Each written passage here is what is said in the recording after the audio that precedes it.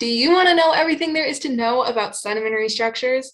Well, in today's video, I'm going to be discussing all things sedimentary structures as part of the sedimentology and stratigraphy playlist here on my channel. And this is the sixth lesson in this playlist. And in today's video specifically, we'll be going over stratification and lamination, cross-bedding, planar versus trough cross-bedding, herringbone cross-bedding, ripples versus dunes, graded bedding, normal and reverse, and growth bedding. So let's get started. First things first, I want to touch on the differences between beds, strata, and laminations. If you look up the difference between beds and strata on Google, it'll tell you that a bed is a piece of furniture, usually flat and soft for resting or sleeping, whereas a stratum is a parallel horizontal layer of material stacked on top of each other. So that's not what we're talking about here in today's geological lesson. In terms of geology, we're talking about layers of rocks when we say beds or strata. And in terms of the difference between strata and laminations, some define strata as greater than 1 centimeter in thickness and laminations as less than 1 centimeter in thickness. However, others get a little bit more specific and use the term beds instead of strata and say that thick beds are over 60 centimeters, thin beds are 50 to 60 centimeters, and very thin beds are 1 to 5 centimeters, and laminations are 2 millimeters to 1 centimeter, and very thin laminations are less than 2 millimeters. And so you can see that some people use the terms beds and strata as synonyms, but it really just depends on what definition you go by. So your professor or whoever you listen to talk about this could use strata and bed as the same thing. But in general, I think beds are typically thought of as to be larger scale. And so the larger units of the outcrop, we typically go, okay, those are beds, and strata or stratification and laminations are typically smaller scale, just based on what I've experienced and how people talk about layering of rocks in the field. Not all rock layers or beds or strata are made equally, though. Regularity of bedding can greatly vary and also can be described in terms of the uniformity of thickness of the beds in an outcrop, as well as lateral continuity, as well as their lateral uniformity in thickness. So basically 4 classes of beds can be made, those equal in thickness and laterally continuous, as well as laterally uniform in their thickness, those unequal in thickness but laterally continuous, those unequal in thickness, laterally variable in thickness, but still continuous in lateral direction, and those beds that are just unequal in everything, their thickness with other beds above and below them, as well as their thickness laterally, as well as they are discontinuous. If you're wondering what a discontinuous bed looks like, there's one that pinches out here. It's this half lens shown in this bottom middle picture, and sometimes you can get lenses in certain depositional settings. So you can think of geometry and grain size as useful for determining proximity to that material source. But grain size is something we talked about more in a couple videos ago. I'll link the video up here if you want to check it out. And bedding geometry or sedimentary deposit geometry is something we'll talk much more about in a couple videos coming up in this playlist. But in terms of what I'm sure all of you are wondering, what is the depositional environment for planar, stratified, or laminated sediment? Planar laminations, which obviously laminations, as we just mentioned, are very thin, are characteristic of fine-grained sediment, silt to shale size, and are indicative, therefore, of calm, deep water settings, such as lacustrine or pelagic marine settings. Now remember that pelagic marine is just deep water marine, not coastal, and lacustrine just means a lake type setting, a central lake type setting. Again, not a coastal type of deal, because we're getting fine grains. We're not getting coarse grains right off the coast from delta inputs or fluvial inputs. We're just getting the settling of fine grains in the middle of a calm lake or marine setting. And I say here in regards to marine settings below the WB. The WB is the wave-based, which is why I show this figure here. Basically, there are waves that come into shore. We all know that if we've been on a beach or seen a beach in movies or whatever. But these waves are obviously seen at the surface, but their influence only goes so deep into the water. And the depth at which their influence stops, that is the wave base depth. And so below that depth, the sediment is not moved or influenced by waves and therefore can have and preserve planar laminations rather than the sedimentary structures that form due to waves, like symmetrical and further onshore asymmetrical ripples, as we'll talk about later. And here we can see the actual depositional environment for this offshore below the wave base. This just stands for fair weather wave base because the wave base increases in depth when there's storms. So this environment specifically is the offshore shoreface environment. And so if you want to know more about that, I talk a lot more about shoreface environment, both the offshore, the shoreface, lower, middle, and upper, and then the foreshore in my shoreface processes and stratigraphy video, as shown on the screen here, and I'll link it up here to the top right if you want to check it out. And sometimes planar laminations can be associated with, or actually a lot of times I should say, associated with fine to coarser laminations due to seasonal variation. So basically, for example, in ice proximal lakes, which varves are common, varves just literally means fine to coarse alternating laminations. In these settings, you have summer bring in a lot of coarser sediment when ice that's proximal to the lake is melting and all the sediment entrained in that ice is being released, and these flows are picking up more coarse sediment and just bringing it into the lake and causing these currents to, bring sediment into the lake. Whereas during the winter, you're getting all of the finer grained things that are suspended in the water column settling down very slowly, making very thin, dark layers during that season. And then you'll get the thicker layers of coarser grains in the summertime. You can also recognize when it is varves that form in a glacial, lacustrine, or glaciomarine setting that sometimes there's drop stones, which is really indicative of that kind of setting, but the varves themselves are already pretty indicative of that kind of setting. However, you can also get alternating seasonal-ish laminations when you have tidal rhythmites preserved. These are rarely preserved, but when they are, they represent the spring and neap tides. Basically, spring tides are stronger tides, and so they'll bring coarser sediment and make those thicker, coarser lamination deposits, and then the neap tides are much weaker and will bring finer grained and thinner laminations. However, again, I talk much more about these processes and their stratigraphy in my tidal, my glaciomarine / glacial lacustrine, and my lacustrine videos. And I will just link the depositional environments playlist up here to the top right because all of those videos are in that playlist for you. The last thing I want to say about planar laminations is just that their preservation often represents an anoxic environment, which allowed for the laminations to be produced without being interfered, mixed up, and ruined by bioturbation, which is just the burrowing, the digging, the grazing, and all of that of organisms that live in these settings, these aquatic settings. The reason that anoxic environments help with this, which just means a lack of oxygen,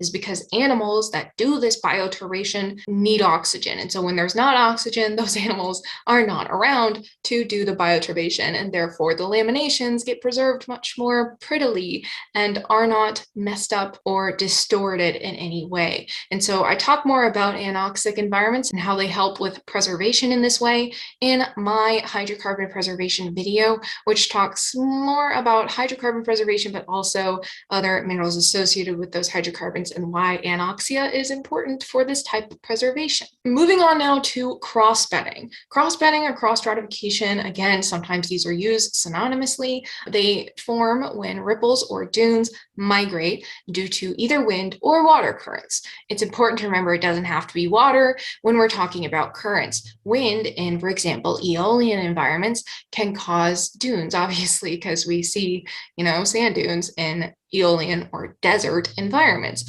And so when these ripples or dunes migrate due to wind or water that pushes grains from their lee side to their staw side, it causes the formation of cross-bedding or cross-stratification. However, cross-bedding comes in many flavors. Two of the main flavors that cross-bedding comes in is planar cross-bedding and trough cross-bedding. These are common in many depositional environments, eolian or desert environments, shoreface environments at or above the wave base. Remember that below the wave base, planar laminations or planar stratification occurs, and at or above the wave base, where the wave base or the waves are interfering with the sediment, is where we can get some ripple formation and the ripple migration that causes the cross bedding, whether it be trough or planar. And then also in tidal environments, and I say if strong enough, sometimes, as I'll show later, the flood and ebb currents aren't strong enough in tides to form cross bedding, but sometimes if they can pick up coarse enough sediment, for example sand, to form the cross bedding, they do form planar cross bedding. And then also fluvial environments can form both planar and trough cross bedding.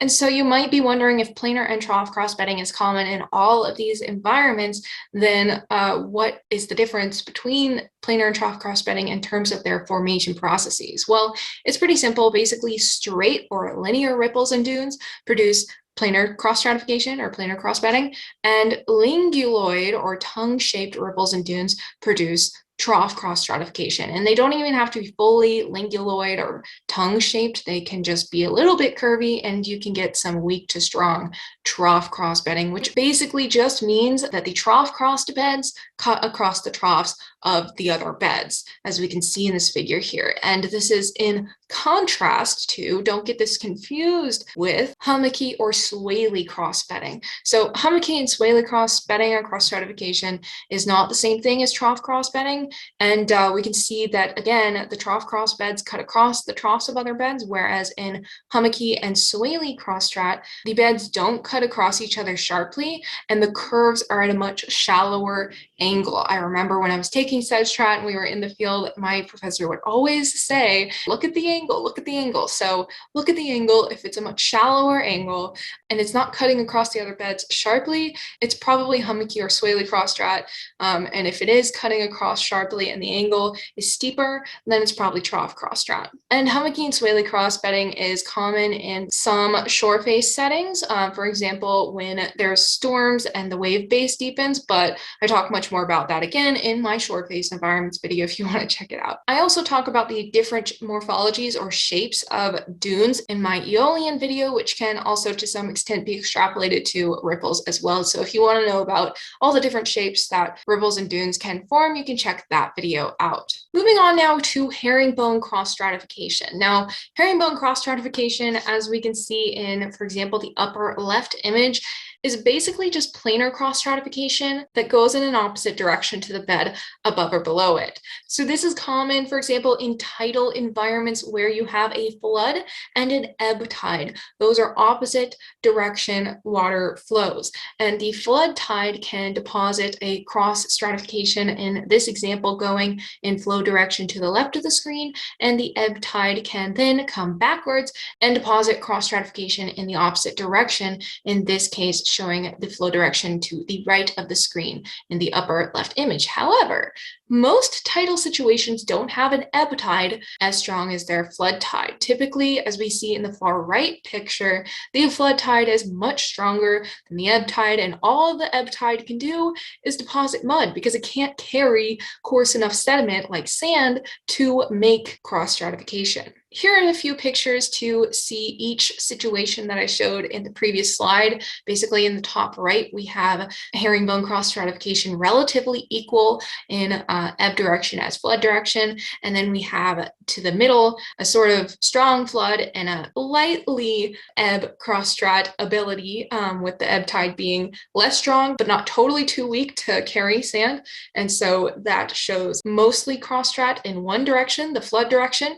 and then a little bit in the other or ebb direction. And then lastly, the most common scenario where the ebb tide is only strong enough to pick up mud and not make cross stratification, we have just single direction, flood direction cross stratification. And in this top right picture, again, it would pretty much just be called planar cross bedding. It wouldn't even be called herringbone at that point because you don't have the opposing direction. But where you can tell that it is tidal, at least, is in between the crossbeds, there are layers of mud that represent the ebb tide. And so if you have those layers of mud in between, you know you're at least in a partially aqueous environment. It wouldn't be eolian cross stratification, for example, which is typically fully sand and does not contain mud. Again, guys, if you want to know more about this, you can check out my tidal depositional environments video. So I've talked now a lot about cross stratification or cross bedding, which is due to the migration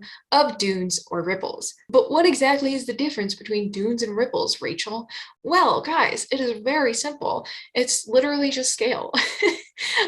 Basically, ripples are much smaller than dunes, and in terms of definitions, dunes are typically over 0.5 meter in their height, and ripples are confined to a height of 1 to 2 centimeters. Now you might be thinking, there's a lot of room between 2 centimeters and 0.5 meter. What is that defined as? Well, this is an interesting concept because this is called the forbidden wavelength gap. Typically, stable bed forms cannot form in that size, and that's why ripples are so tiny and dunes are so large, as we just haven't really observed processes here on Earth that form stable ripples or dunes that are 2 centimeters to 0.5 meter.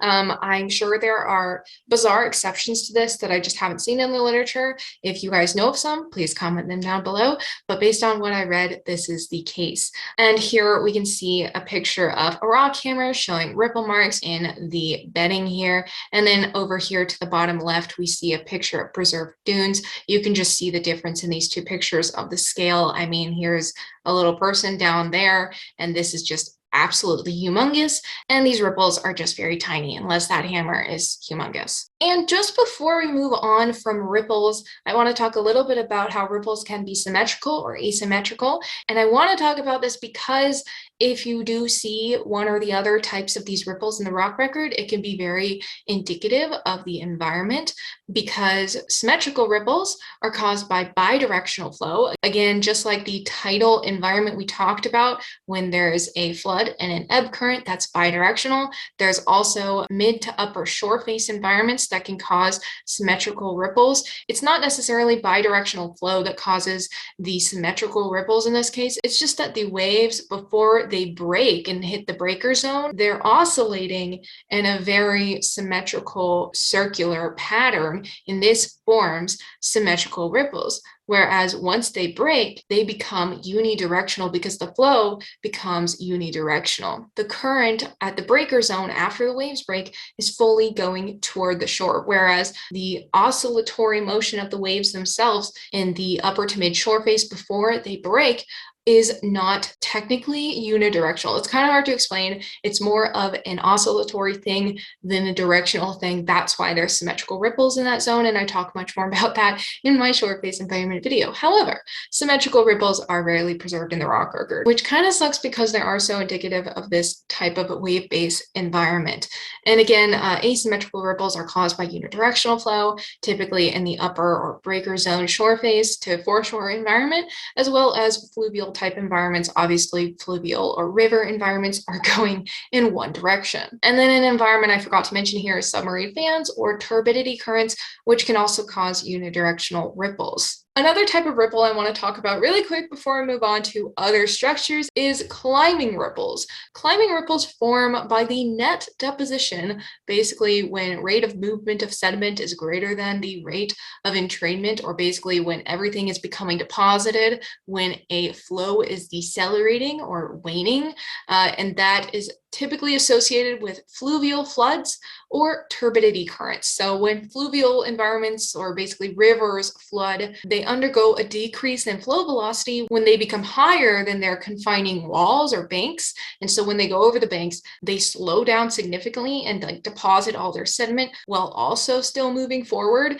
And this depositing and moving forward and decelerating type of math equation, when it all comes together, causes climbing ripples. Climbing ripples are just freaking beautiful in the rock record. I mean, you can see a picture over here to the bottom right, showing the climbing ripples and the flow direction to the right. Basically, it's exactly what it sounds like. They're like climbing each other's lee sides, and you can see that over here as well, in the middle picture going to the left. And you can see their difference between like the normal planar cross stratification forming ripples. When they migrate, they form these like planar cross strat beds above and below each other, and then the climbing ripples form this like ripply bedding that's just beautiful. And again, this can happen in both, floods of rivers as well as turbidity currents, which are basically submarine fan flows that have all sorts of sediment contained with them, and then they deposit all their coarse sediment first, and further out in the flow, they're depositing finer and finer sediment,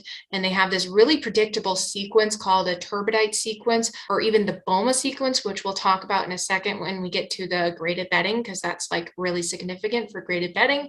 But you can see in the sequence that there is a rippled section that can contain unidirectional ripples that are migrating in a planar bedded fashion, but also sometimes can contain climbing ripples because it does indicate waning flow. Finally, moving on from ripples and dunes and cross strat and all of that, we have heterolithic bedding. Heterolithic bedding is pretty well defined. I mean, it's hetero, different, lithic, rock, bedding. And these are interbedded deposits of sand and mud, and they can have different amounts of sand and mud, which define them differently in each case. Basically, it's called flaser bedding if the mud is present in a sandy matrix, or there's mostly sand but a little mud.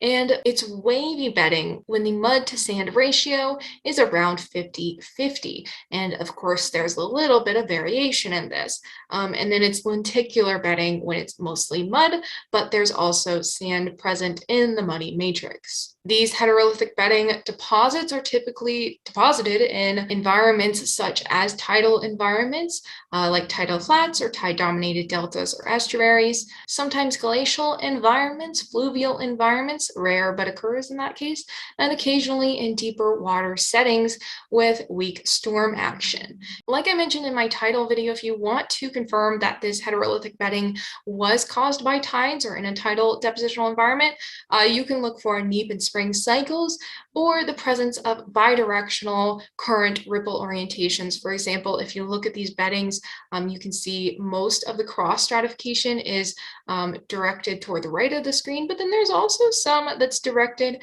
toward the left of the screen. And when you see that, there's bidirectional flow, that means potentially a tidal environment where you have a flood and an ebb bidirectional system. Moving to graded bedding, again, I mentioned that I would talk about the BOMA sequence, or the predictable sequence deposited by turbidity currents, which are basically like slope failures or just debris flow type things that are subaqueous in continental shelf and deep sea environments, or the intersection between those two environments. And they're called, or at least what they form is called submarine fans, and the current is called the turbidity current. And then the deposit itself that has that predictable sequence is either called like a BOMA sequence deposit or a turbidite sequence, whatever you want to call it. But this is a predictable sequence that often contains graded bedding, or actually I should say always contains graded bedding. Again, it's predictable. However, sometimes they don't get fully preserved and they get truncated either off the top of their sequence or bottom of their sequence. And so the graded bedding isn't always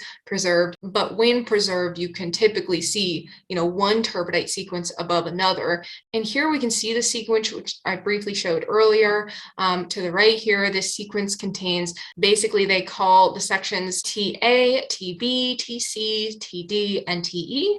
And the sequence of sediments goes from graded bedding of relatively coarse, compared to the rest of the beds, sands and gravels, and then TB contains high energy planar laminated sands. Now, we did talk earlier about how planar laminations are typically indicative of low energy environments. So what the heck are high energy planar laminated sands? Well, again, I was talking earlier about finer grained, like silt to mud planar laminations. However, there can be I think the only case where you get these high energy planar laminated sands, which are coarser than typical laminations, is in these turbidite sequences. So your TB section of turbidite sequences is, I think, the only place where you can get this. But this is what TB is. And then TC contains sands that exhibit, at least on their top of their section, current ripples, unidirectional flow ripples. Sometimes at the top, you can see climbing ripples indicating waning flow. And at the bottom part of TC, it's typically convolute type bedding, sometimes trough cross bedding. Then TD is planar laminated fine sand and mud, which is deposited much more slowly and more calmly, and more typical of the types of planar laminations we talked about earlier. And then lastly, we get the deep basin muds, which are the really calm and really fine laminated muds that are common in like pelagic marine settings or calm middle lake settings. And if you want to know a lot more about turbidity currents and where they occur, how they occur, what causes them, and the structures that they produce in the rock record and how to recognize those structures, even if they're truncated and not fully preserved,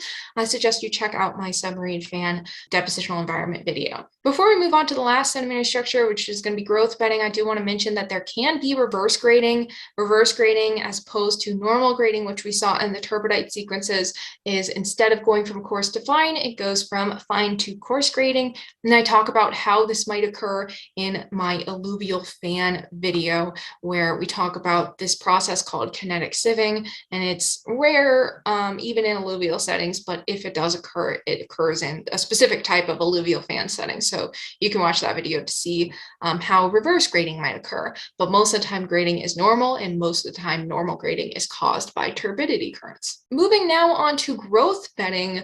Here we must make the distinction between chemical and detrital once again. I know I've talked about this distinction many times in my Strat playlist so far, but basically detrital rocks are basically all of those we talked about so far in this video, where detritus or loose sediment is transported by some current and deposited and accumulated and then lithified into rock. However, chemical sedimentary rocks or sedimentary deposits formed by the chemical precipitation of minerals from solution. And this, for example, includes evaporites. Evaporitic or playa lakes like Lake Magadi, shown down here at the bottom, have a rainy season where they are filled with water, as shown in the bottom left. And they also have a dry season where they basically completely evaporate. And when they evaporate, they leave behind all their salts from solution, because the solution that's evaporating is pure water. They don't want to take their ions with them when they evaporate. They leave behind the ions, which when the water is evaporating, they start to precipitate out as minerals, or evaporite minerals as they're called, because that solution becomes so super saturated that it just can't handle having those ions dissolved anymore. So they precipitate out as solids, and these solids that result form these bedding layers of what's called growth bedding, because it's growing in place rather than being transported and deposited. And I talk more about this in my lacustrine video if you want to check that out. The last sedimentary structure we will talk about today is mud cracks. Mud cracks form pretty simply in mud by the shrinkage of that mud upon drying. These are also, for that reason, called desiccation cracks, and basically the presence of mud cracks, whether it be preserved in the rock record or just in general when you see them in the environment, like I do all the time because I live in the desert in El Paso, that implies an exposed environment, aka it's not underwater. And it also implies that there was a mud substrate. For example, sand does not shrink upon drying, so they cannot form in coarser grains than mud. And because mud cracks often preserved as casts of sand-filled mud cracks, because mud cracks themselves can't preserve as cracks, because a crack is a void, it's nothing. How does it preserve as nothing? It can't. So it has to be filled with something overlain on top of it, for example, sand, and the filled mud cracks are what preserve, and typically the mud is weathered away, and then you just have the sand-filled cracks, or the casts of the mud cracks preserved. And you know that mud had to have been underlying that sand, because mud cracks can only form in mud. And we'll talk much more about mud crack casts in the next video when we talk about bedding plane markings. So stick around for that video coming up soon, and I hope you guys enjoyed this video. If you want to know the references I am using the Principles of Sedimentology and Stratigraphy by Sam Boggs and Sedimentary Rocks by F.J. Pettyjohn. If you want to check these out, they are linked in my description below. And if you want to check out any of the videos listed here above the white arrows, those are all videos that I've already done and are definitely out on my channel by the time you're watching this. And even below the white arrows may be out on my channel by the time you're watching this, depending on when you're watching this. So you can check those out at the Sedimentology and Stratigraphy playlist on my channel that is linked below in the square that just showed up on the screen at some point. That is down there. You can click on that. Thanks. Okay. I'll see you guys later. Bye.